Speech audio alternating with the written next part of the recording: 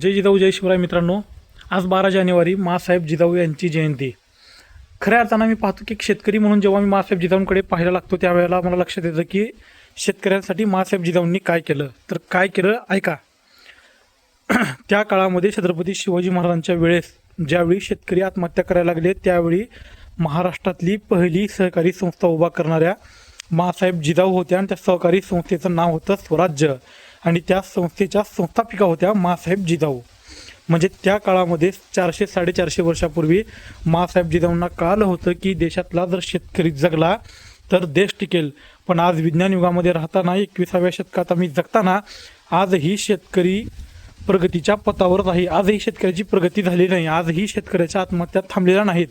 मग याचं कारण नेमकं काय? खरं तर आम्हाला इतिहासाचा अभ्यास करावा लागतो. शेतकऱ्यांना सुखी करण्यासाठी, शेतकऱ्यांच्या समस्या जाणून घेण्यासाठी आम्हाला कुठेतरी माँसाहेब जिजाऊ आणि छत्रपती शिवाजी महाराजांचे विचार आजच्या काळामध्ये आम्हाला रुजवण्याची गरज आहे. त्या काळामध्ये शेतकरी आत्महत्या करायचे. मग कशामुळं करायचे? सावकारांचे व्याज असतील, त्यांच्यावर चढलेला बोजा असेल.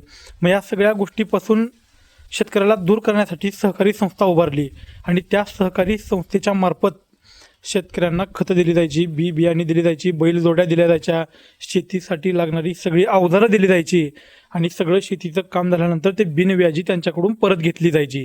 म्हणजे त्याच्यावर कसल्याही पद्धतीचं व्याज त्या काळामध्ये स्वीकारलं जात नव्हतं. हे फक्त आणि फक्त छत्रपती शिवाजी महाराज व माँसाहेब जिजाऊ 400 वर्षापूर्वी करू शकल्या होत्या.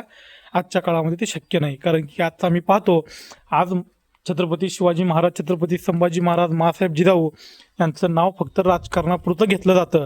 राजकारणाच्या पुढं जाऊन त्यांच्या नावाचा किंवा त्यांच्या विचारांचा कुठेही उपयोग केला जात नाही. आज खरं तर छत्रपती शिवाजी महाराजांच्या नावाचा नाही तर त्यांच्या विचारांची आज खऱ्या अर्थानं महाराष्ट्राला गरज आहे.